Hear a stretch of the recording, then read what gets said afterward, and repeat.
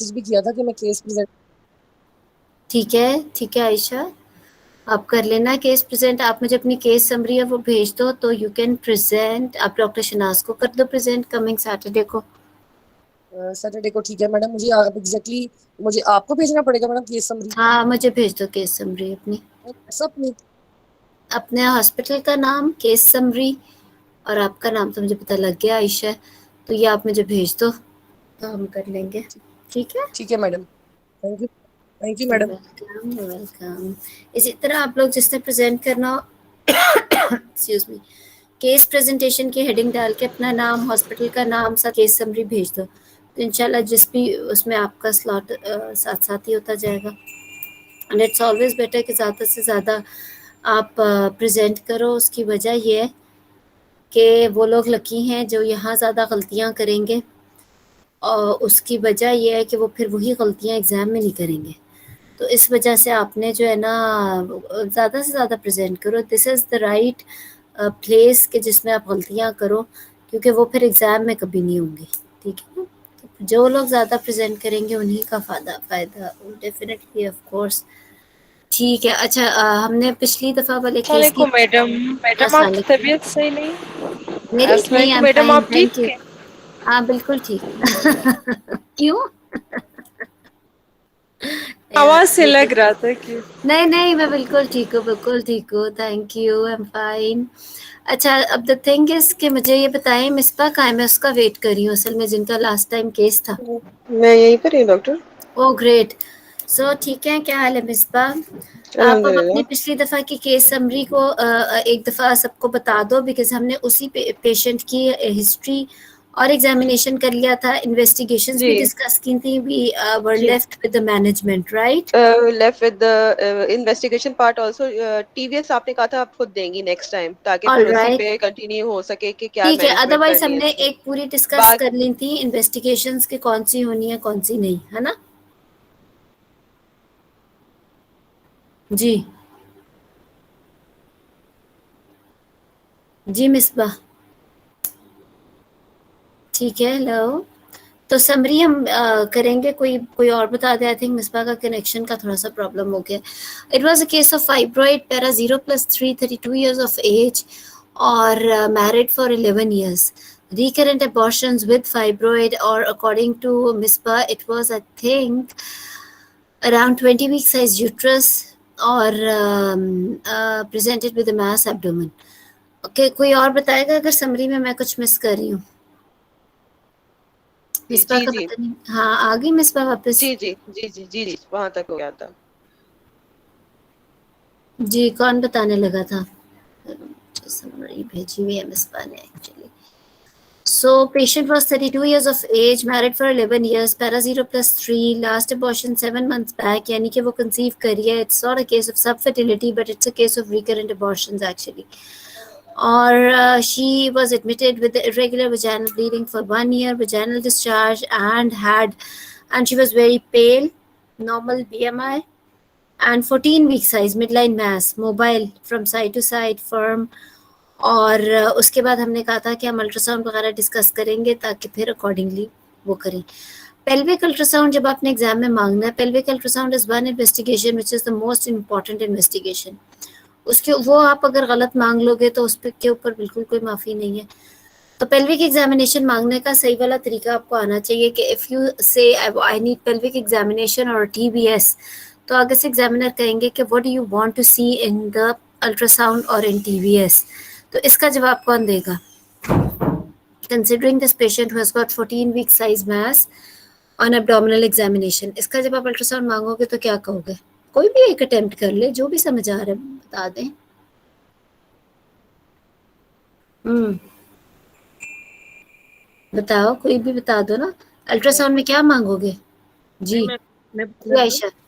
Madam I want ultrasound scan hmm, and I want comment on the size of the uterus. Good. I want endometrial canal thickness and lesion in the don't endometrial. से endometrial canal thickness, it is endometrial thickness, right? Okay. Endometrial thickness. I जैसे want. मैंने कहा है कि जब आप pelvic ultrasound मांगोगे तो उसके ऊपर कोई माफी नहीं है। उसके ऊपर आपने कोई इस तरह की छोटी मोटी गलतियां भी नहीं करनी, बल्कि आपका इतना एक्स्ट्रा ऑर्डनरी जवाब होना चाहिए, क्योंकि पेल्विक अल्ट्रासाउंड ऐसा है कि गायनी के वाइवे में सब गायनोकोलॉजिस्ट वहाँ बैठे हैं, मोस्टली एवरेज तो हर ही बंदा आप सही बोल देगा, लेकिन एक्स्ट्रा ऑर्डनरी बोलोगे ही तो आपके पासिंग मार्क्स आएंगे। जो हमारे से रिलेटेड रीजन है ना, उसमें हमने अबव एवरेज होना है, फिर पास होंगे, ठीक है ना। तो आपकी कोई छोटी मोटी गलती भी नहीं होनी चाहिए। सो एंडोमेट्रियल थिकनेस आगे Ayesha. myometrial echo texture. Hmm hmm And madam, I want the ovarian status and any Dexel. Good, ठीक है।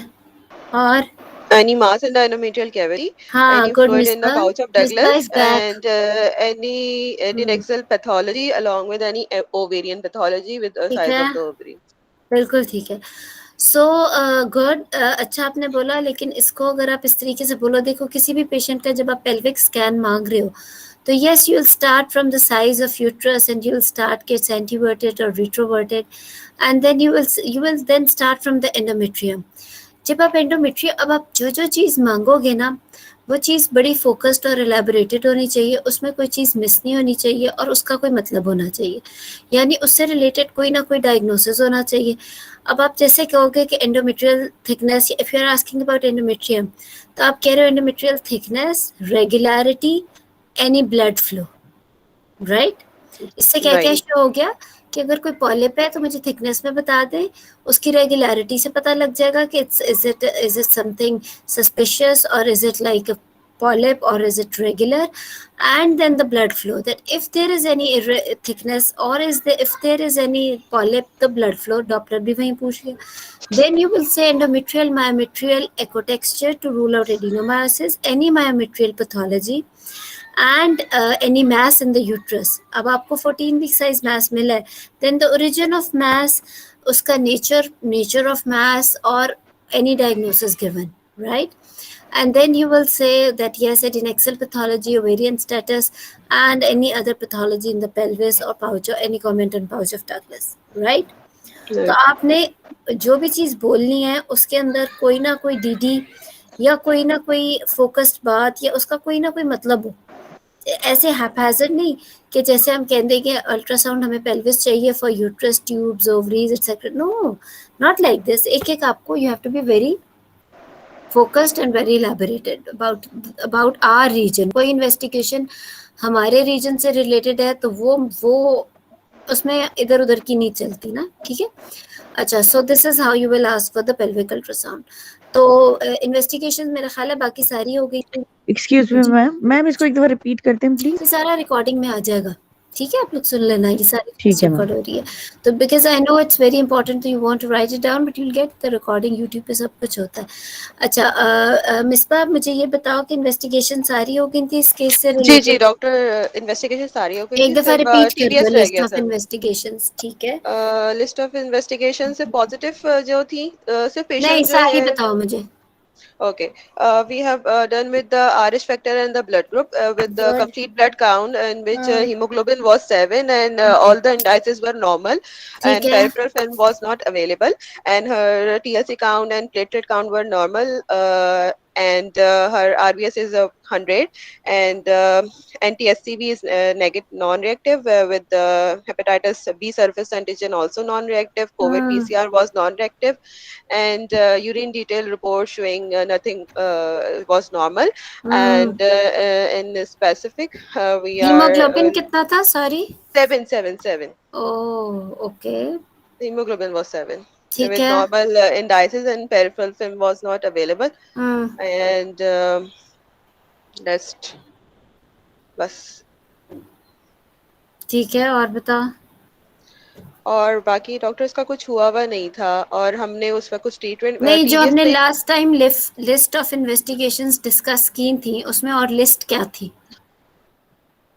Because you said that significant उसके अंदर वेट लॉस है उसके अंदर रिकरेंट अबॉर्शंस था, तो we decided about the thyroid function test also, right? TSH and ESR was Yes, we decided about the notes of her previous abortions or any DNCs that were done. histopathology reports were not available. We asked for that. Yes.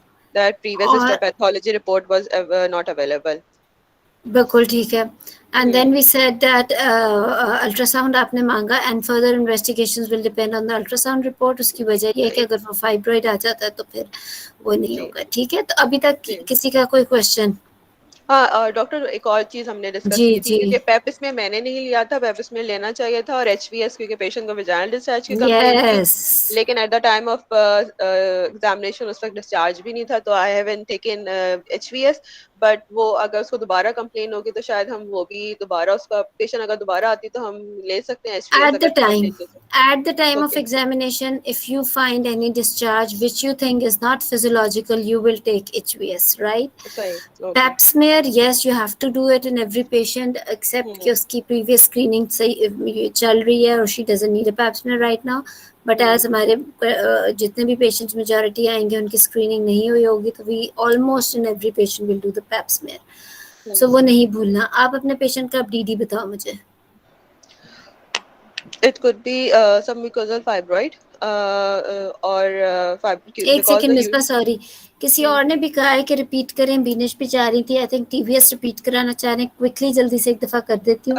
size of the uterus, शाबाश करो, endometrial thickness, soon size of लें the सारी. uterus, ठीक है, endometrial Good. thickness, endometrial myometrial junction, yeah, with myometrial echo texture, any fluid or mass in the endometrial cavity, with any fluid in the pouch of Douglas, and any adnexal or ovarian pathology with Good. the size of the ovary. बिल्कुल ठीक है.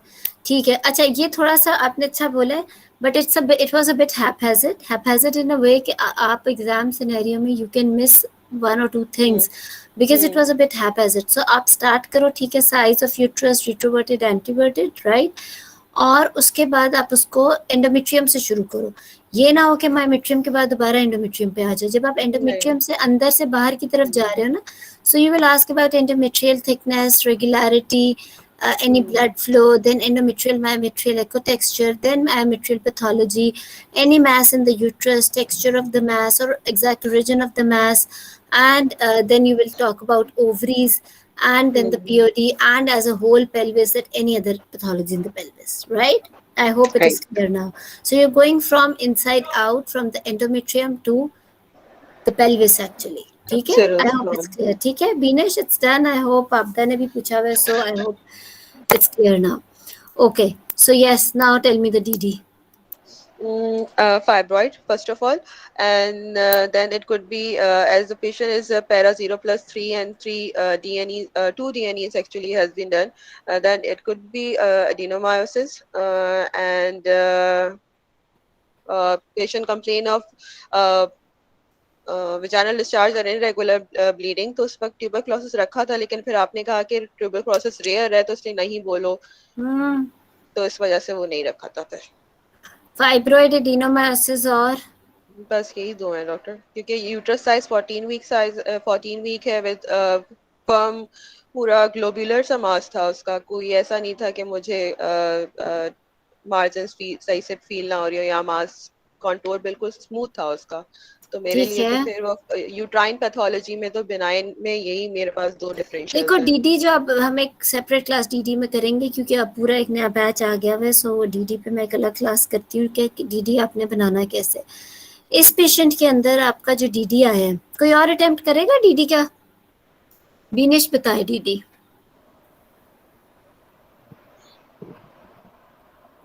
नहीं बीनेश नहीं. कोई और DD of the same patient who has actually, शायद वो obviously because it's a continuation of previous class, presenting complaint बहुत important होती है डीडी के लिए ना. तो irregular vaginal bleeding के साथ पेशेंट आई और an examination, it's a 14 weeks firm uterus but smooth contour. DD बता दो, कोई और बता दे. हाँ जी, रविशा ने किया हुआ है हैंड रेज, बताएं. ऑलराइट, ठीक है. देखो डीडी आप बताओगे कैसे. She is presented with irregular vaginal bleeding. जब आपने कहा fibroid, don't say such words first of all or not at all or etcetera or last of all, ये वर्ड्स एक्स्ट्रा नहीं आपने बोलने, ठीक है? आपने कहना है fibroid uterus, ma'am one DD. Yes yes अब्दा। मैम इसमें first diagnosis I have to rule out pregnancy, very good very then good. हमने बीटा देन एचसीजी की बात की थी लास्ट टाइम, तो जी वो तो मैम, इन्वेस्टिगेशंस में हो गई ना, ठीक है, वेरी गुड। और दूसरा में फाइब्राइड ठीक है, और फाइब्रोइड यूट्रस पूरा बोलो ना, जब when you are yes talking yes about sorry DD, fibroid. आपने जो बात करनी है, you have to be very focused and clear, right? तो वो आपकी टर्मिनोलॉजीज, आपका रिस्पॉन्सेज, आपका नंबर 1 2 3 वाली बातें, वो सब चीज़ें बहुत इंपॉर्टेंट होती हैं, बहुत मैटर भी करती हैं जी। And third ma'am can be polycystic ovarian syndrome. ठीक है, बस मैम 3 ही बताने थे। ऐसे नहीं, इसमें there is no specific figure कि आप 3 बताओ या 4 बताओ। देखो fibroid uterus, yes she is having irregular vaginal bleeding, beta HCG की बात इन्वेस्टिगेशंस में हो गई, सो वो negative, but yes fibroid uterus, ठीक है। नंबर 2 पे मिसबा ने कहा एडिनोमायोसिस, ओके, उन्होंने जस्टिफिकेशन दी, चलो वो भी देख लेते हैं। Why you not thinking about the cervical pathology? No no no, doctor not examination पे सर्विक्स की फाइंडिंग नॉर्मल थी, तब भी हम रखेंगे। यस, क्योंकि आप फिर पेप्समेर क्यों कर रहे हो? कई Okay. सर्विक्स नॉर्मल लुकिंग होते हैं, बट पेप्समेर उसका नहीं ठीक आता, and she has come with irregular bleeding, so आप Okay. बीनाइन और मलिग्नेंट पैथोलॉजी ऑफ सर्विक्स कह सकते हो। यस, एंडोमेट्रियल पॉलिप किसी ने बोला है कि जिसको देख के मुझे बहुत खुशी हुई है, क्योंकि फाइब्रोइड के बाद नंबर 2 डायग्नोसिस आपका पॉलिप का होगा। Nobody has given you any ultrasound. Irregular bleeding है, firm uterus है। एडिनोमायोसिस में अगर soft uterus होती, मल्टीपैरस होती, 40 प्लस होती, टेंडर होती, तो ज्यादा एडिनोमायोसिस होता। ठीक है, आप एडिनोमायोसिस भी रख लो इन योर डीडी, लेकिन मोस्टली एडिनोमायोसिस के जो फीचर्स मैंने बोले हैं, एक तो वो होते हैं, दूसरा ये कि वो HMB के साथ प्रेजेंट करती है, नवे के रेगुलर मेंस्ट्रुअल हेवी ब्लीडिंग भी होती है। इरेगुलर ब्लीडिंग एडिनोमायोसिस के साथ थोड़ा सा कम प्रेजेंटेशन है, लेकिन फिर भी मिसबा की जस्टिफिकेशन इतनी बुरी नहीं थी कि there was no separate entity और no separate mass in the uterus actually, but एक रेगुलर सी कॉन्टूर था, तो इस वजह से जो है एडिनोमायोसिस है। But again it was firm, patient is not above 40, she is not multiparous, and it was not tender on your examination, so इस वजह से। Then polyp with 14 week size uterus बिल्कुल हो सकता है, और there can be a submucosal fibroid also.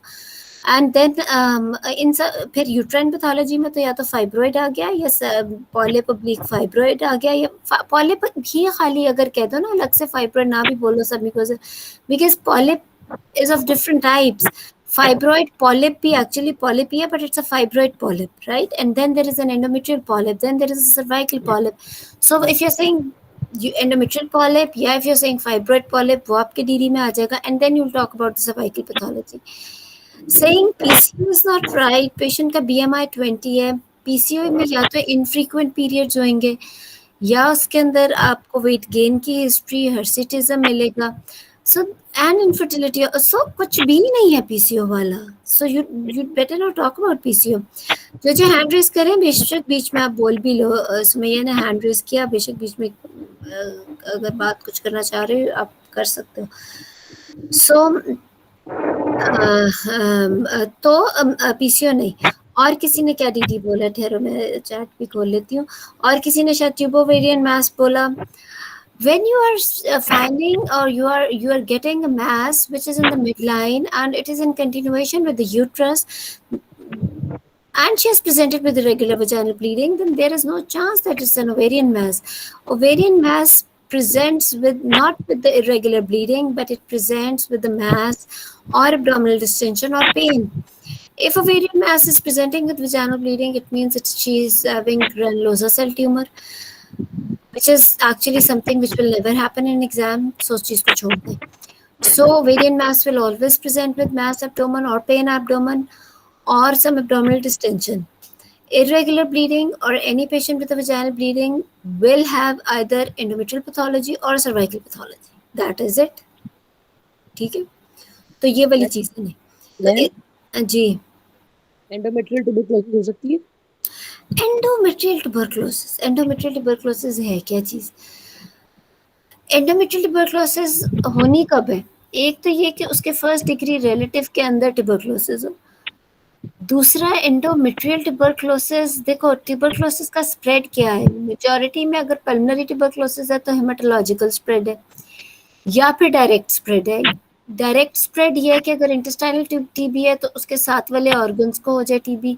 Haematological ये है कि अगर पल्मोनरी टीबी है तो ब्लड के थ्रू वो आके ट्यूब्स को या पेल्विक्स को अफेक्ट कर गया।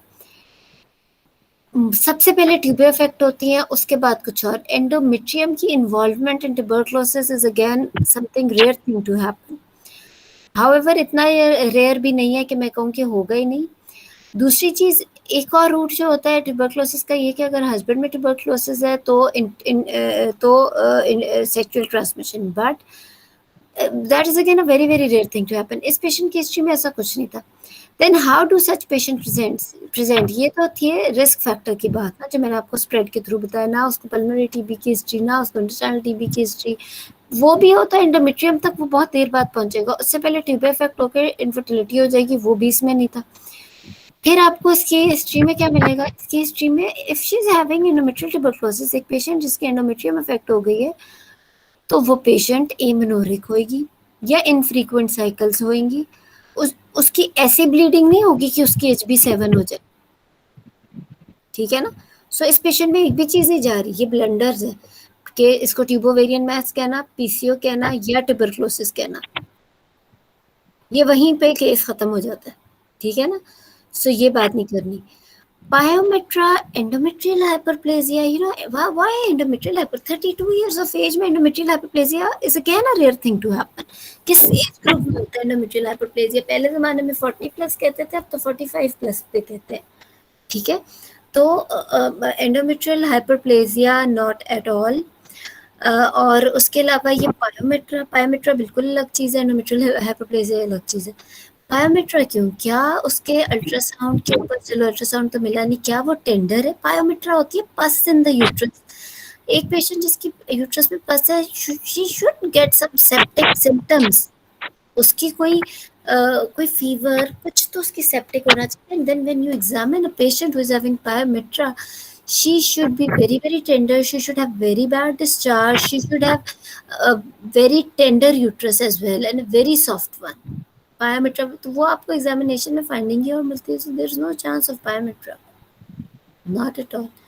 आप सारों को एक अलग पूरी डीडी की क्लास, लेकिन मैं बहुत शुरू की क्लासेस में इसलिए नहीं वो डीडी की क्लास लूंगी क्योंकि ना वो हो जाता है, क्योंकि अभी थोड़ा सा हम लॉन्ग केसेस में ग्रिप और बन जाए, थोड़े और डिस्कस हो जाए डिफरेंट प्रेजेंटिंग कंप्लेंट्स और डिफरेंट उससे रिलेटेड डीडी। जब एक दफ़ा स्ट्रीमलाइन होगा उसके बाद आफ्टर 1 मंथ और सो मैं लूँगी, may be 1 month before exam और 2 मंथ्स बिफोर एग्जाम, क्योंकि डीडी की क्लास बहुत ज़रूरी होती है, तो वो फिर मैं ले लूँगी, ठीक है।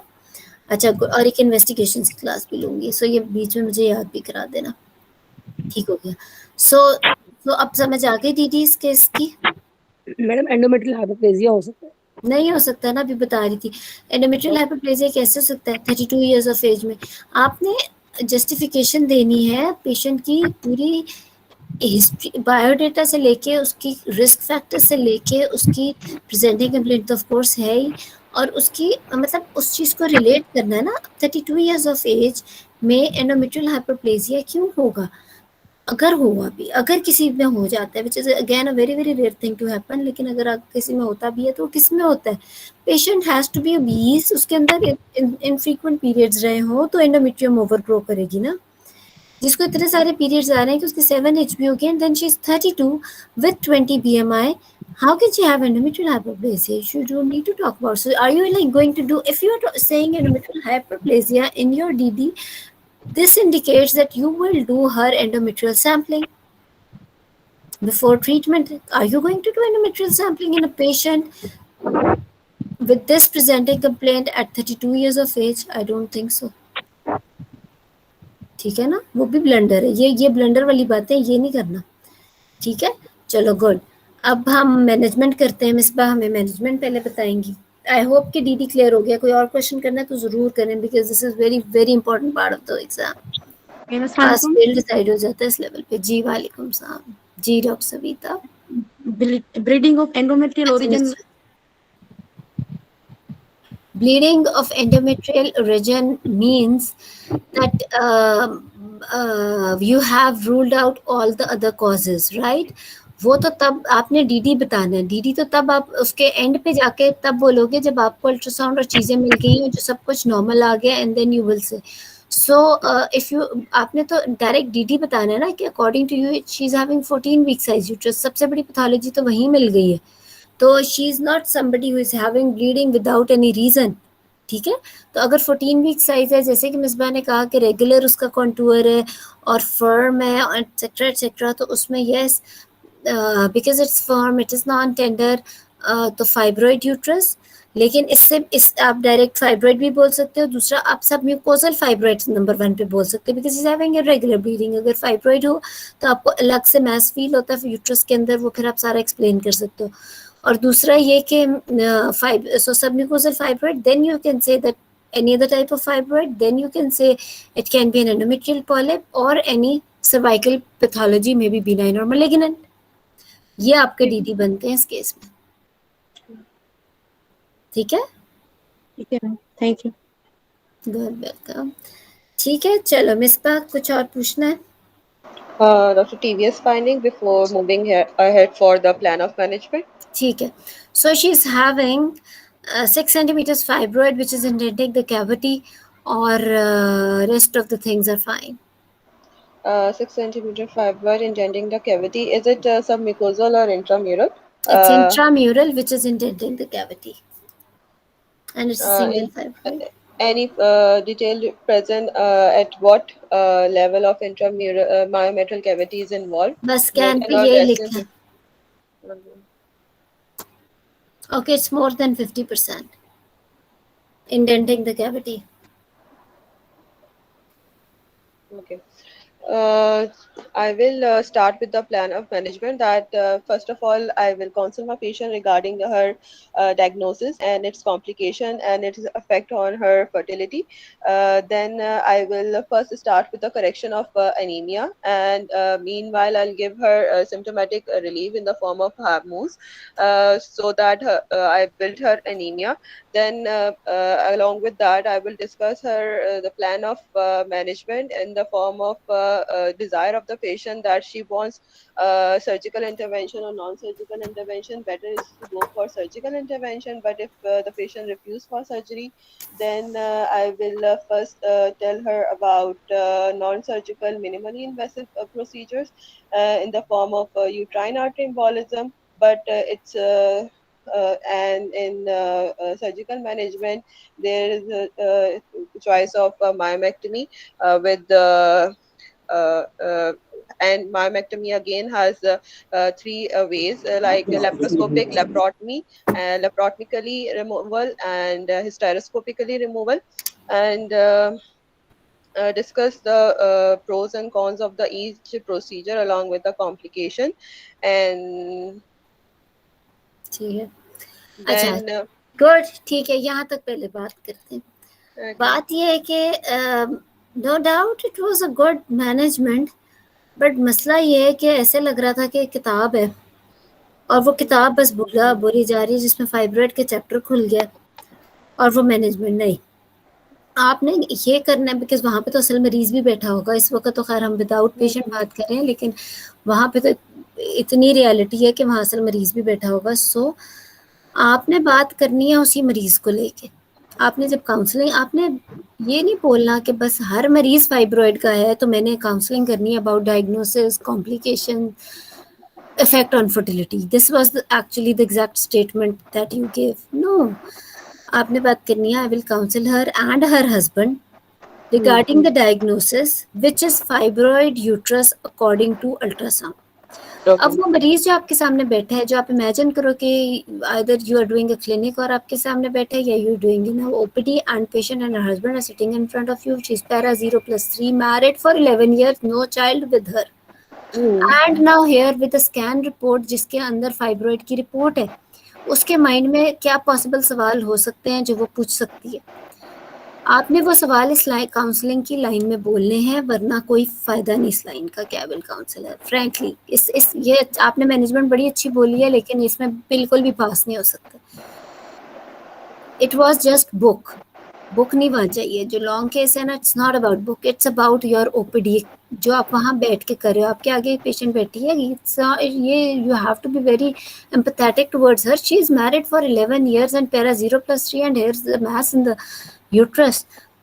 आपने कहना है कि I will counsel her that her diagnosis is fibroid uterus which is very rarely malignant, या which is a benign condition and is a treatable condition. This is what patient wants to know. कहीं ये cancer तो नहीं है, क्या इसका इलाज मौजूद है? तो ये आपके काउंसलिंग की statement. And considering the location of fibroid in the uterus, there it seems that her subfertility regarding in the last 11 years of her marriage plus her cause of recurrent abortion seems to be this fibroid.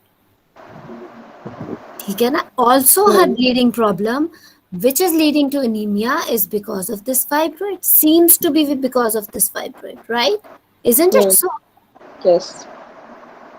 तो खाली counseling regarding diagnosis, no patient doesn't want to know about this thing. आपने exam में जब तक ये line इस मरीज से रिलेटेड नहीं बोली कि हर possible diagnosis या diagnosis according to her investigations is fibroid uterus, which is a benign condition in almost all the cases and is a treatable condition. Okay. And her subfertility, she's not infertile actually, but her subfertility, because 11 सालों में सिर्फ 3 conception is very less. So her subfertility regarding the last 11 years of her married life plus the recurrent abortions as well as her bleeding problem leading to anemia seems most probably because of this fibroid. Okay. ठीक है? उसके बाद आपने बात शुरू करनी है। ये इसलिए आपकी तो पहली स्टेटमेंट ही गलत है। Then you immediately came to the point that I will treat her anemia. Meanwhile, I will give her hormones. Is there any hormone that can control bleeding, fibroid वाली bleeding को? Is there any hormone which can control that bleeding? Sorry, So, medical treatment in the form your of tablet theoretical knowledge transdermal was and wrong. prostacyclin. Yes. तो आपने अपनी urgency show करनी है कि her haemoglobin has become 7 and the cause of a bleeding is fibroid, जिसके लिए you need to be very urgent, जिसकी ultimate treatment is surgical. सबसे पहली लाइन ही है, ठीक है ना, कि its treatment is surgical. So कोई हॉर्मोन्स है नहीं ऐसा। और इसके अंदर it's not just about anaemia, and if you are talking that is surgical, its treatment is surgical, then you need to tell that if you're going to prepare her for surgery, then how are you going to treat her anemia? यहाँ पर बात बहुत ज़रूरी है। फिर आपने options बोली, I will give her options. जब एग्जाम में आप उसको ट्रीटमेंट ऑप्शंस दो, जो आप नंबर 1 ऑप्शन बोलोगे ना, वो एग्जामिनर के लिए वो ऑप्शन है जो आप उसे सजेस्ट कर रहे हो, right? No doubt we can never suggest 1 option to the patient. हम ये नहीं कह सकते कि जाकर मायोमेक्टमी करा लो या जाके हिस्टेरेक्टमी करा लो या जाके ये करा लो। We always give options to the patient telling her pros and cons, लेकिन हम देना तब शुरू करते हैं कि नंबर 1 वो ऑप्शन जो आपको पता है किसके लिए बेस्ट है। If you think that myomectomy is best for her, तो वो आपके नंबर 1 पे आना चाहिए। If you think that uterine artery embolisation is number 1 for her, तो वो आपके नंबर 1 पे आना चाहिए। You started of like a book, आपने पहले हार्मोन्स पे बात कर दी, वहीं पे बात खराब होगी। Then you said uterine artery, मुझे लगा शायद आपके ख्याल से यूट्राइन, आपके ख्याल से उस मरीज के लिए बेस्ट क्या होगा? एक तो जो मरीज के लिए बेस्ट होगा, दूसरा वो जो आप खुद कर सकते हो अपने सेटअप में, जो आपके लिए रिसोर्सेज प्रेजेंट है, राइट? जो आप उसे सजेस्ट कर रहे हो, जो आपको लगता है उसके लिए बेस्ट है।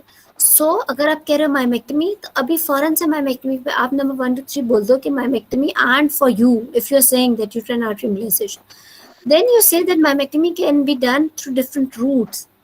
You started off number 1 with laparoscopy, तो मुझे लगा कि सबसे पहले तो आप हार्मोन्स दोगे मरीज को, फिर आप यूट्राइन आर्टरी एम्बोलाइजेशन करोगे इस मरीज की, फिर अगर मायोमेक्टमी ये ऑप्ट करेगी तो आप लेप्रोस्कोपिक करोगे। हालांकि इनमें से एक भी चीज नहीं करोगे आप, जो आप करोगे वो तो बात आई एंड पे। तो बात अब इसमें एग्जाम में क्या होगी, इसमें यूट्राइन आर्टरी एम्बोलाइजेशन में in a patient who wants to conceive and is already having recurrent abortion, uterine artery embolisation जो फैसिलिटी है नहीं आपके हॉस्पिटल में, it's going to be expensive. You never know कि it's still controversial that uterine artery embolization is whether recommended in a patient who wants to conceive. उसके अंदर आपका uterine artery embolization का कितना रोल है, it's yet controversial. Yes. ठीक है ना. तो ये सारी की सारी मैनेजमेंट बिल्कुल ही गलत हो गई. सबसे पहले काउंसलिंग, जब आप देखो इस मरीज के अंदर, तो काउंसलिंग में क्या क्या बात है आपने इमेजिन करना है कि patient is sitting in this patient. अब आप you know about her social economic status, you know about her conservative nature of her family और उसकी सराउंडिंग्स की, कि वो कितनी पढ़ी लिखी हो सकता है. कोई पढ़ी लिखी पेशेंट हो सकता है, ना हो सकता है ज़्यादा पुअर हो सकता है, वापस ना आ सकती हो, एटसेट्रा एटसेट्रा.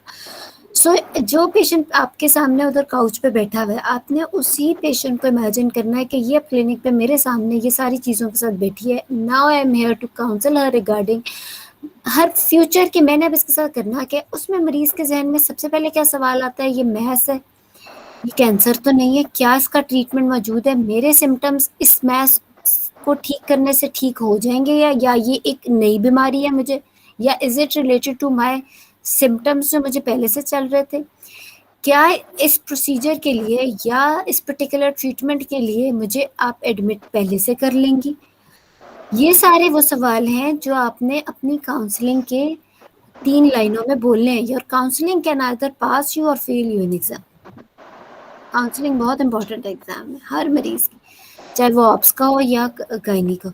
तो ये 2-4 सवाल हैं जो आपने काउंसलिंग में वहीं पे बोल देने. सो आपका पैटर्न ठीक था, बट योर आपके जो आपका सीक्वेंस ऑफ इवेंट्स वो बिल्कुल ही गलत हो गया.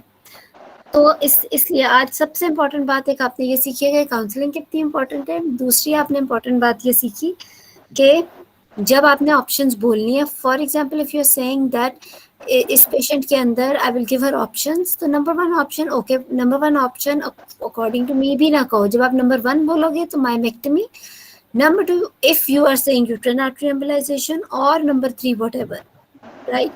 So number 1 के अंदर मायमेक्टमी फिर कैसे कैसे होगी वो बात हो जाएगी. ठीक है, चलो अब दोबारा से करेक्ट करो, दोबारा से बोलो management. Okay, I will start with the counseling of the couple. That diagnosis is fibroid uterus, and it is a benign condition and a treatable condition. And due to the location of the fibroid, it is causing their fertility problem, recurrent miscarriages, and bleeding. Seems and to be causing. We can never say कि yes it is causing. हम कभी भी मरीज को ये नहीं कहते. एक तो जब तक हिस्टोपैथोलॉजी नहीं आती, दूसरा ये कि यू नेवर नो, पता ये चले कि वो उसकी रिकरेंट अबॉर्शंस के साथ APLS भी अटैच था, एटसेट्रा एटसेट्रा. तो इस वक्त तो खैर हमें cause, so it's better always कि आप डेफिनेटिव बात ना करो, seems to be causing this, right. And she needs to be admitted for the anemia collection and surgical intervention. And in surgical intervention, we prefer that either we can go for the myomectomy, which is a uterine preserving procedure, and it can be done via in her condition that the fibroid is intramural. It can be done via but greater than 6 centimeter. It can as the facilities available, depending on the availability of the facilities, I will go for the laparoscopy. And तो अगर laparoscopy की facility हो तो laparoscopy का भी remove हो सकता है, 6 सेंटीमीटर का है. ठीक है, ठीक है. अच्छा देखो मेरी बात सुनो, जब आपने कहा कि सर्जिकल ट्रीटमेंट रिजल्ट है, किसी ने क्वेश्चन किया हुआ है can we give GnRH, doctor Ayesha ने, while waiting for anaemia correction. देखो GnRH एनीमिया करेक्शन ही की बात करेंगे अभी सर्जरी से पहले. GnRH एनीमिया करेक्शन के लिए वेट करने के लिए नहीं देंगे. एनीमिया GnRH और वजह से दी जाती है. I will tell you how. Because GnRH is given once per month, right. और आपने अभी महीनों वेट नहीं करना इसके एनीमिया को ट्रीट करने के लिए, ठीक है. So already patient presented after 1 year of the presentation. अगर हम दोबारा 2 महीने बाद भी आ रही है, but haemoglobin is 7, which means कि उसको ठीक ठाक किस्म की ब्लीडिंग है. तो आप इसको सर्जरी के लिए प्रिपेयर कर रहे हो, आप कौन सा इसको आयरन लगा रहे हो या whatever. So your anaemia correction in this case will actually depend कि आप कितनी देर बाद उसकी सर्जरी करने लगे हो. आप उसकी surgery at least before next periods करोगे, क्योंकि ऐसा ना हो कि आप इधर ब्लड और आयरन लगाते जाओ और फिर उसको पीरियड्स आए और फिर वो सारा ब्लीड कर से. सो आप यही कहोगे कि मैं उसकी, तो डेफिनेटली अगर 7 HP and you want her HP to be at least more than 10 और 11, तो आप अकॉर्डिंगली उसको 2 ब्लड लगा दो, 2 इन हैंड रख लो एक्सेट्रा. इस तरीके से आप करके एंड देन यू विल, आपके लिए अब अर्जेंसी है इसकी हीमोग्लोबिन बिल्ड करना before she starts bleeding again. ठीक है ना, ऐसा ना हो कि इधर ब्लड लगाई जा रही है उधर वो ब्लीड करी जा रही है. So whenever anyone in the exam talks about GnRH, for example, examiner पूछता है तो GnRH most is actually given. इसके 2 मकसद होते हैं. एक तो ये कि फाइब्रॉइड का साइज टेम्परेरीली छोटा हो जाए, दूसरा ये कि इंट्राऑपरेटिवली ब्लड लॉस कम हो. ठीक है ना, तो फाइब्रॉइड का साइज मैंने कहा टेम्परेरीली कम हो जाए, जिसका मतलब ये है कि जैसे ही GnRH छोड़ेंगे 6 महीनों में अगर मोर देन 50% कम हो जाता है, तो अगर GnRH छोड़ेंगे तो उतना ही बड़ा दोबारा हो जाएगा. So it's actually a temporary treatment, it's not a permanent treatment. इसके नुकसान भी है. नुकसान ये कि it's expensive, it has got bad side effects and during surgery ये plane of surgery को डिस्टर्ब कर देता है. It's difficult to find. जो हमें बड़ा प्यारा सा प्लेन मिलता है फाइब्रॉइड का यूट्रस में, वो प्लेन डिस्टर्ब हो जाता है. तो वो इसलिए तो वो फिर प्रॉब्लम कर सकता है. सो ये 2-3 चीज़ें GnRH के बारे में. So GnRH is not done to delay the surgery, or it is not given to delay surgery in order to treat anemia, right? So I hope you got your answer. तो ठीक है. So if you are saying, so इस patient के अंदर you will counsel हर, जैसे पहले मैंने सारी बात की. And if you are talking about correction of anaemia, then you will say that my method of correcting anemia will depend on the time of surgery. And for me, there's an urgency for the surgery because she's already anemic, which is because of the blood loss, and I don't really want that she starts bleeding again. So before her next periods or before she starts bleeding again, I will plan her surgery in the next maybe 4 days to 3 days till the time I will treat her anemia. How will I treat her anemia? I will give her 1 Paxil today, 1 second Paxil tomorrow. We'll keep 2 other in hand. Yeah, जिस तरह आपका protocol है ward में, and then we'll proceed with the surgery. What type of surgery? Myomectomy, which is the uterine conserving surgery. Why? Because she's para 0+3 and she wants to conceive. She's 32. She's been trying for the last 11 years, so she wants to conceive. So there is no point in talking about hysterectomy or even uterine artery embolization, because जो controversial treatment है उसके बारे में बात नहीं करनी. So I will suggest her to have myomectomy. How? Myomectomy, yes, this was the right answer, that myomectomy can be done through different routes. For me, number 1, बेशक मेरे पास facilities हैं, बेशक मेरे पास expertise है, number 1 for her will be laparotomy. उसकी reason मैं बताती हूँ. Number 2 will be laparoscopic. And if somebody is thinking that she is having more than 50% fibroid which is indenting the cavity, to hysteroscopic resection, that is wrong, right? So number 1, myomectomy is open. Why open? Because she is having 6 centimeter fibroid, which is a big fibroid, which is indenting a lot into the cavity. Laparoscopically, even if we are able to remove a single fibroid this way, cavity to open hogi, and it will be difficult to do stitching of the endometrium and then the dead space laparoscopically. So it's better कि हम open surgery से उसकी अच्छी तरह strength maintain करें uterine wall की for future pregnancies. So that's where, and another point is that laparotomy में अगर अल्ट्रासाउंड में एक फाइब्रॉइड दिया तो you will always get more than 1 fibroids in laparotomy. आपको palpate करके और fibroids मिल जाते हैं. ठीक है, so वो हो जाता है. And then what else?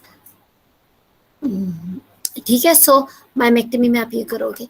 And laparoscopic मैंने आपको बता दिया, लेप्रोस्कोपी में you can not palpate fibroid, so there are chances that you will leave some fibroid inside और वो फिर बाद में रीग्रो कर जाए. इस वजह से लेप्रोटमी में recurrence of fibroid is less than 10%, but myomectomy में it's nearly 25 to 30%, right, laparoscopy में recurrence of fibroid is more because multiple fibroids होते हैं। लेप्रोस्कोपी में आप पैल्पेट नहीं कर सकते हो, आप सिर्फ कैमरे के थ्रू देखते हो, तो कैमरे के थ्रू जो है आप छोड़ सकते हो अंदर कोई।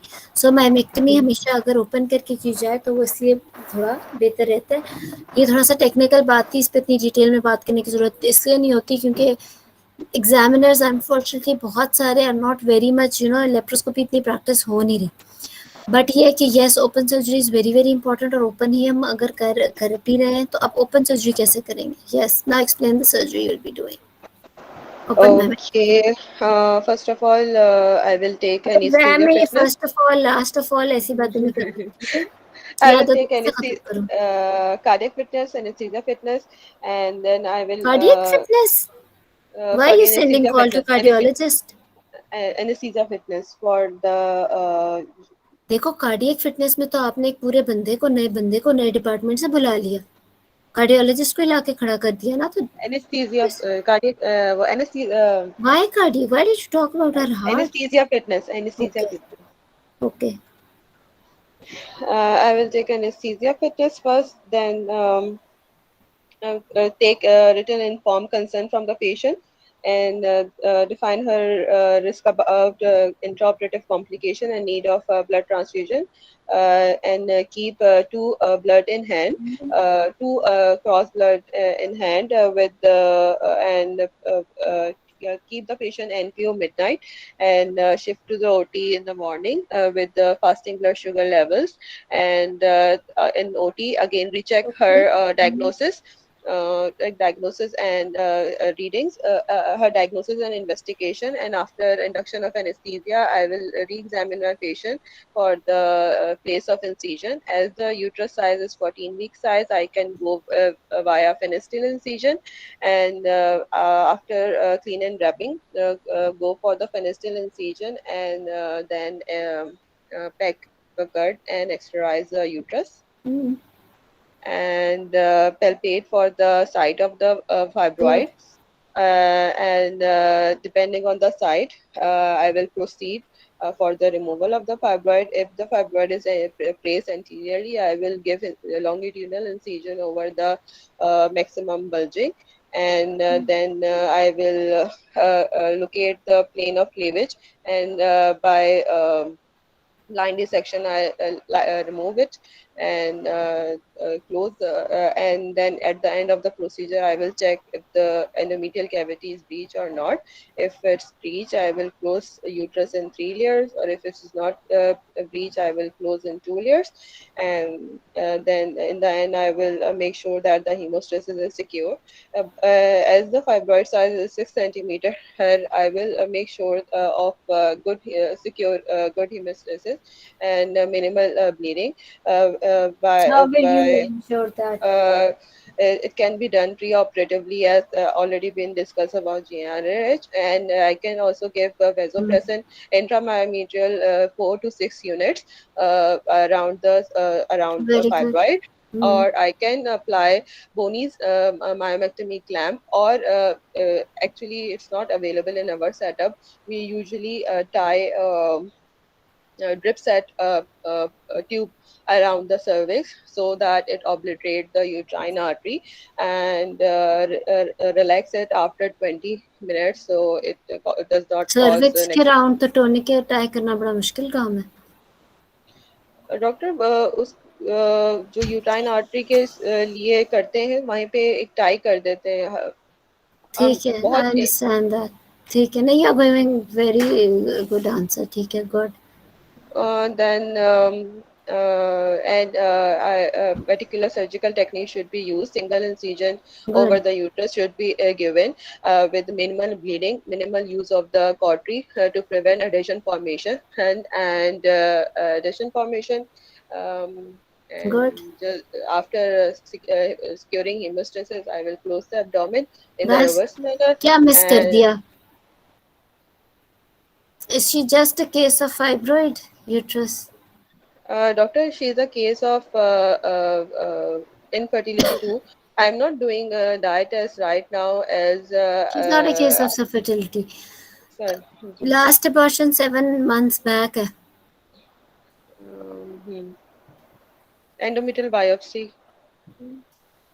देखो बिल्कुल ठीक है. एक चीज, she is a case of recurrent abortions, she is not a case of सब फर्टिलिटी. जब मैंने कहा कि अगर ट्यूबल टेस्ट की बात भी होती है तो आप कह सकते हो कि कंसीव तो वो कर रही है. और सेकेंडली ये कि डाई टेस्ट की क्या है इस केस में इम्पोर्टेंस या नहीं इम्पोर्टेंस, वो भी हम डिस्कस करते हैं. लेकिन would you like to do diagnostic hysteroscopy in her?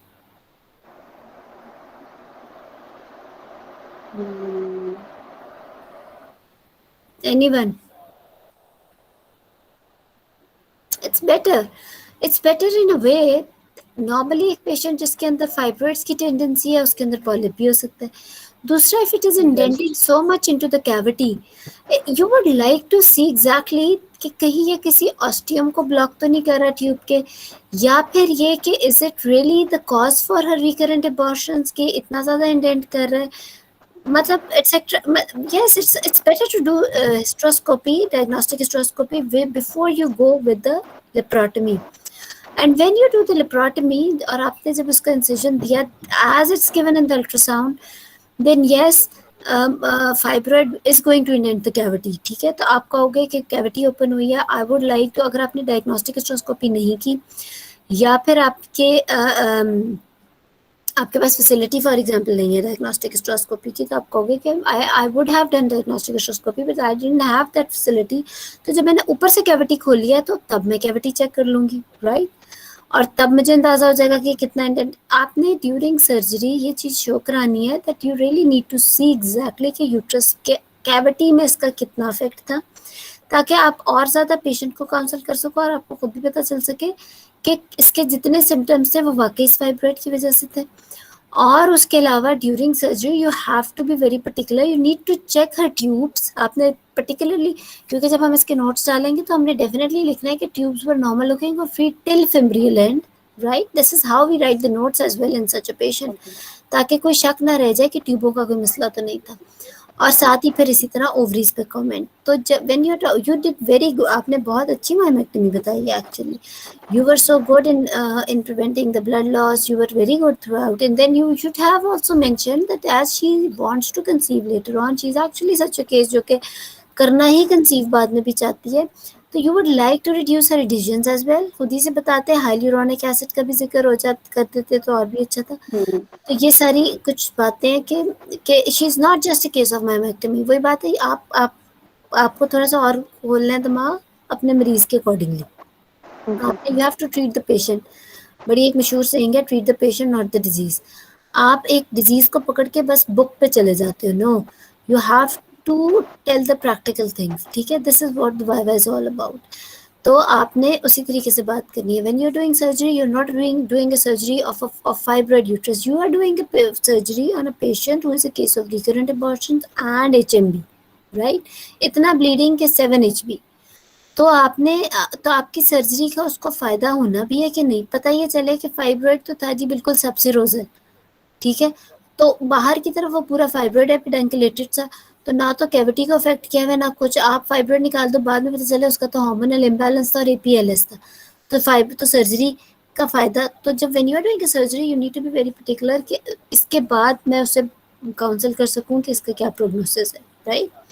So this is how you will talk about all this. So myomectomy के अंदर yes, blood या anemia की correction, blood arrangement, then all the things Misbah said pre-operatively बहुत अच्छा उन्होंने सारा बता के she shifted patient to OT and then she did yes before getting wash up EUA करके आपने incision site decide कर लेनी है, जिस तरह मिसबा ने किया, which we all do actually. EUA होता है एनेस्थीसिया के बाद, and then you start off with the incision जो आपको लगा. अगर आप उसको मजीद जस्टिफाई करना चाहते हो आप कह सकते हो कि ठीक है बड़ा भी मैस है etcetera etcetera, but at so mobile. अगर 20 वीक्स का है तो and you think that you can do it to transverse incision, तो फिर आप उसको कर सकते हो. और बिकॉज इट्स मोबाइल. इसी तरह अगर एक मैसेज इतना ज़्यादा एडहेरेंट है and you think that it's better to give mid line, तो वो आपने अकॉर्डिंगली उसी वक्त डिसाइड करके बताना. Then you will go ahead. Somebody is asking about the dye test. Any patient who is there with the subfertility and fibroid, उसके अंदर dye test करना है या नहीं करना, और क्यों करना है और क्यों नहीं करना, कोई बताए. फिर मैं बता doctor at the time of myomectomy तो हम नहीं करेंगे क्योंकि उस वक्त आप उसको और इन्फेक्शन प्रोन कर सकते हो, क्योंकि आप डाई नीचे से डाल रहे हो, आपका एसेप्टिक प्रोसीजर है कि नहीं है, तो ठीक है। डाई आपको वो कर सकता है। दूसरा ये कि अगर आप अभी डाई टेस्ट कर भी लोगे तो आपको 3 महीने बाद वो रिपीट करना है, तो परफेक्ट। फिर अभी करने का कोई फायदा नहीं होगा, क्योंकि ऑलरेडी आपने 3 महीने, क्योंकि असल जो आपको पता चलेगा कि बेसिक प्रॉब्लम थी क्या, वो आपको आफ्टर 3 मंथ्स ही पता यस। चलेगी, जब आप उसको अलाउ करोगे फॉर द कंसेप्शन, क्योंकि टिल 6 मंथ्स तक तो आप उसको कंसेप्शन अलाउ नहीं कर, 3 to 6 मंथ्स तक आप यस, बोलते हो कि आप you are not going to allow to this is conceive, a very you good have to answer. Use the contraception. So it's better to do at the right time when you allowing the patient for the conception. हो सकता है अगर अभी हम कर लें और अभी हमें सब कुछ सही लगे, हम पेशेंट को काउंसल कर दें कि your tubes are all okay, and after 3 to 6 months the patient develop any kind of adhesion, or patient develop any other symptom regarding other pathology causing tubal damage, वो तो फिर पेशेंट हमारे पास आ जाएगी कि आपने तो मुझे 6 महीने पहले कहा था, मैं तो बिल्कुल ठीक हूँ, तो now what's the use of ठीक है, doing it again? बिल्कुल ठीक है। It was a very good answer. ये तो हो गई अगेंस्ट की बात, कोई इसके फेवर में है तो वो भी बताए जस्टिफिकेशन। ठीक है, देखो एग्जाम में आपने क्या जवाब देना है। अगर आप इसके फेवर में कहना चाहते हो तो भी जस्टिफिकेशन बनती है, अगर आप इसके अगेंस्ट बोलोगे तो भी जस्टिफिकेशन बनती है। आप अपने डिपार्टमेंट के प्रोटोकॉल के मुताबिक कहो। जैसे कि मिसबा ने कहा कि I will not do the dye test. क्यों? नंबर 1 ये कि dye is an unsterilized thing. मैं ड्यूरिंग सर्जरी कैविटी भी खोल रही हूँ and then I am doing this dye test, इससे सारी मेरी कैविटी अनस्टरलाइज हो रही है।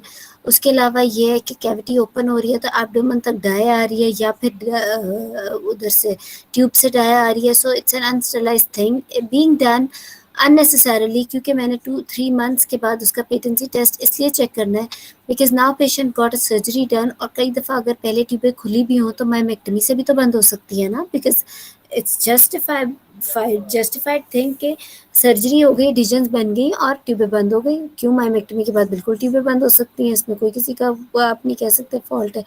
सो मैं 3 महीने बाद तो उसकी ट्यूबें चेक करूँगी ही। इस वजह से बहुत अच्छी जस्टिफिकेशन है। बट इफ समवन सेज या किसी के डिपार्टमेंट में होता है ड्यूरिंग सर्जरी ट्यूबल टेस्ट, तो उसकी क्या जस्टिफिकेशन है? उसकी जस्टिफिकेशन ये है कि if you are doing dye test, आप डाई कैविटी के अंदर डाल रहे हो, you are doing a surgery and if you are not sure, कई दफ़ा सर्जरी में कई दफ़ा नहीं पता चलता कि एंडोमेट्रियम खुली है या नहीं, तो अगर आपने डाई टेस्ट किया था तो थोड़ा ब्लू कलर से you get to know that yes endometrium was opened during the surgery. Number 2 ये कि जब आप डाई टेस्ट करते हो at the time of surgery, तो आप पेशेंट को एटलीस्ट उस वक्त, बहुत सारे पेशेंट्स चाहते हैं ये पता करना कि at the time of surgery tubal status क्या था। क्या उसी वक्त से ही ट्यूबें बंद थी कि वो कंसीव नहीं कर सक रही थी, या फिर ट्यूबें खुली थी और fibroid was the reason, etcetera etcetera. और इस केस में लोग कहते हैं कि डाई टेस्ट करके then we wash the cavity. वो जिस सिरिंज से डाई डालते हैं उसी से 3-4 सिरिंज से सेलाइन डाल के मैं वॉश कर देती हूँ।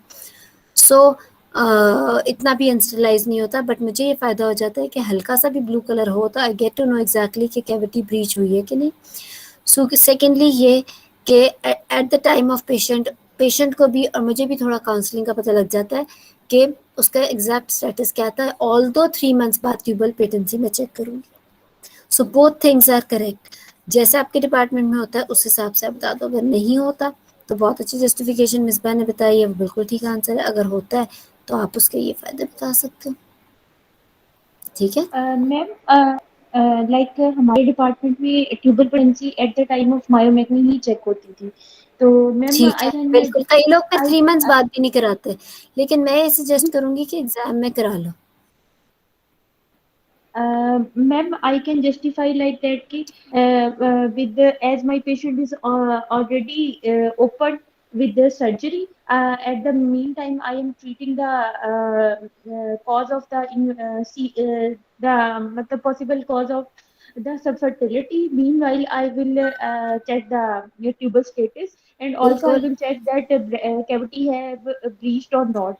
This is yes, further help me in the counseling of the patient that your tubes are okay and your cavity has been breached. And perfect. after 3 months, after 3 months you can try to conceive, although we have to check the tubes again if there is any very good, problem while conceiving. And also I will specially before compliment. Going for IUI, right? ये भी हो सकता है कि Yes, 3 महीने बाद अगर cavity breach नहीं हुई तो आप उसे 3 महीने कोवुलेशन इंडक्शन का ट्रायल दे दो, या फिर yes आप ma'am. उसे नेचुरली पे रख लो, और if she doesn't conceive then you can do the patency test and go ahead with IUI और anything like that. Yes ma'am. क्योंकि आपने ट्यूबेलस Like चेक की थी at the time of surgery, yes this is also not bad. कई departments में ये होता है protocol and it's also correct. बात यही है कि एग्जाम में you just need to justify yourself and you can very easily justify everything. आपके सिर्फ कॉन्सेप्ट क्लियर होना चाहिए और आपको कॉन्फिडेंस होना चाहिए कि जो मैं कर रही हूँ वो ठीक कर रही हूँ और वो क्यों कर रही हूँ। जैसे अभी डॉक्टर आबदा ने कितनी अच्छी जस्टिफिकेशन दे दी, बिल्कुल अलग बात की, और मिसबा ने भी उतनी ही अच्छी जस्टिफिकेशन दे दी, बिल्कुल ही अलग बात की। दोनों चीज़ें ठीक है। सो जो डिपार्टमेंट में होता है करना वही है, खुद से इसलिए ना बनाना, क्योंकि जो करते हैं ट्रेनिंग में या जो डिपार्टमेंट में होता है वही ठीक होता है। और एक्चुअली मैम अगर कैविटी ब्रीच होगी तो फिर आफ्टर मतलब ट्रीटमेंट ही patient बदल कौन सा जाती है ना, yes cesarean section will be because the if mode of you treatment. Have at times, अगर आपने डाई नहीं गुजारी and you don't get to know exactly कि कैविटी ब्रीच हुई थी या नहीं, जो कि कई दफ़ा मैमेक्टमी में हो भी जाता है कि कैविटी ओपन हुई होती है, लेकिन बिकॉज इतनी छोटी सी जगह से ओपन हुई होती है जैसे 1 सेंटीमीटर्स के, आपको नहीं पता चलता और आप डेड स्पेस को बंद कर देते हो और you think that cavity has not been opened, और आप उसको 3 मंथ्स बाद या वो, तो इट्स बेटर कि अगर कैविटी ओपन हुई है यू शुड नो, तो वो डाई अगर डाला होगा तो you can never miss that and then you can always go ahead with the fertility treatment after 6 months. So ये चीज़ भी बिल्कुल जस्टिफाइबल है। हेलो हाँ जी जी, हेलो जी डॉक्टर, डॉक्टर। जब हम लोग जो है डाई डाल रहे हैं, जगह कैविटी ब्रीच हो गई है तो पूरी डाई वहीं से निकल जाएगी, तो फॉल्स नहीं नहीं, पॉसिबिलिटी हो डाई सकता उस है कि वक्त थोड़ी डालनी है, ना ना ना ना ना ना ना ना। डाई टेस्ट आपने सर्जरी स्टार्ट करने से पहले करना है। जब आपने क्या, for example if you doing, अगर लेप्रोटमी से कर रहे हैं तो लेप्रोटमी जब की है तो यूट्रस के ऊपर इंसिजन देने से पहले डाई टेस्ट करके कैविटी वॉश कर देनी है। पहले डाई टेस्ट किया, उसके बाद सेलाइन से कैविटी वॉश कर दी, उसके बाद मैमेक्टमी करनी है। आप यूट्रस पे इंसिजन देने के बाद कभी भी नीचे से डाई या कोई चीज़ नहीं गुजार सकते, वो तो इंसिजन और रप्चर हो जाएगा। ठीक है, लेकिन वैसे तो ये जैसे मैंने बताया तो ये मायोमेक्टमी के स्टेप्स के बोला ना, डाई टेस्ट करूंगी या नहीं करूंगी, कंप्लीट हाँ, उससे मायोमेक्टमी पहले ही कंप्लीट फैसला करने हो। के बाद। जब आप एब्डोमेन ओपन किया है उसी वक्त when you are doing inspection you do the dye test, if you are doing a dye test. जैसे डॉक्टर मिसबा के डिपार्टमेंट में नहीं होता तो you don't need to mention that at that time. Examiner आपसे पूछता, फिर आपने ट्यूबेल फिजिकली बता देनी है till normal till fimbrial end. But अगर डाई टेस्ट होता है जैसे डॉक्टर आबदा ने बताया, तो dye test is done before giving any incision, right? और if you are doing laparoscopically तो फिर before starting off with everything you do the dye test, you wash it, you wash the cavity and then you start off with the myomectomy. ठीक है? तो doctor वो जो आप कह रही हैं कि जो ना डाई टेस्ट का जो ब्रीचिंग का कैविटी के बेनिफिट है, फिर वो तो वॉश हो गया तो फिर तो नहीं होगा ना? नहीं, जब सेलाइन से गुजार देते हैं तो वो बिल्कुल normal back to red colour नहीं हो जाता, वो ब्लूइश हल्का सा रह जाता है। तो अगर कैविटी ब्रीच हो तो आपको पता लग जाता है, वो डिफरेंट कलर का पता लग जाता है। वैसे भी अगर इंट्राऑपरेटिवली कैसे पता चलता है अगर डाई टेस्ट ना भी हुआ कि कैविटी ओपन हुई? How do you get to know, how do you identify कि ये एंडोमेट्रियम है?